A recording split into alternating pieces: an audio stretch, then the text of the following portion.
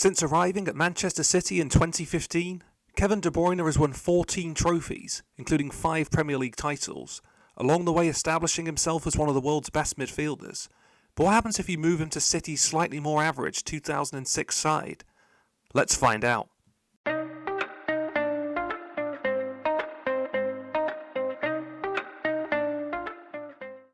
So we're back in Manchester. It's 2006 and the club is looking a little bit different. Back then, 18 years ago, they'd finished the league in 15th place. This was a very different era.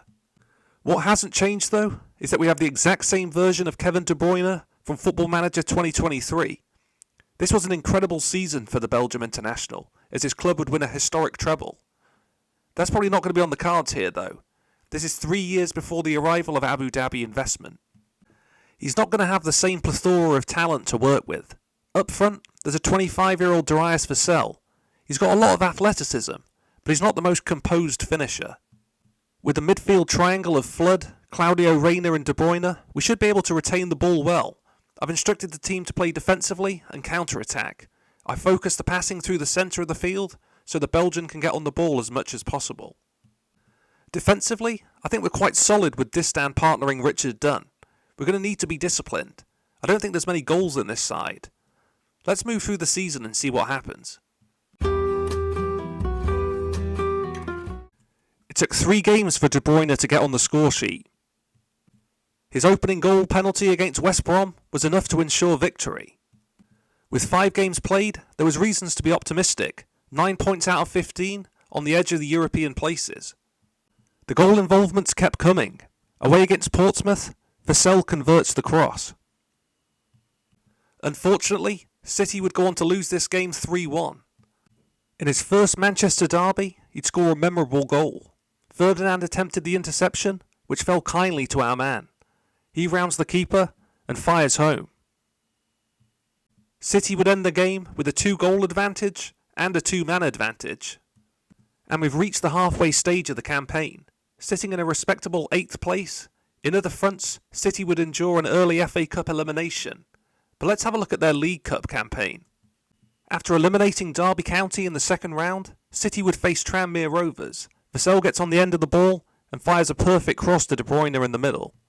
And the goals kept coming. Once again, Vassell breaks free. This time a rather gratuitous tackle means the ball breaks free on the edge of the box. The Belgian doesn't need a second invitation to fire the ball home.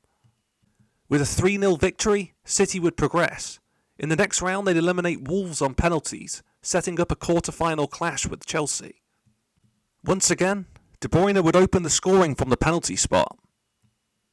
A second penalty in the 80th minute ensured a historic victory. The semi-final pitted City against rivals Liverpool. The first leg would end with a 2-0 defeat.